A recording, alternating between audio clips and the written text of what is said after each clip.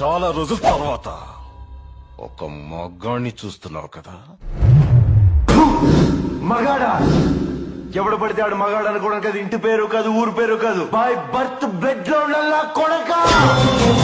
నేను ఒక్కడే వస్తున్నానని తెలుసు కూడా 100 మందిని కాపలా పెట్టుకున్న మీరు మగాళ్ళ?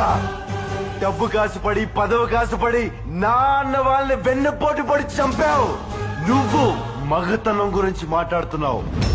బాడీ గార్డ్స్ లేకుండా, గన్స్ లేకుండా ఎవరిని ఈక కూడా పీకలేరు. ఎలా చెప్పుకుంటారో మీరు మగాళ్ళనే?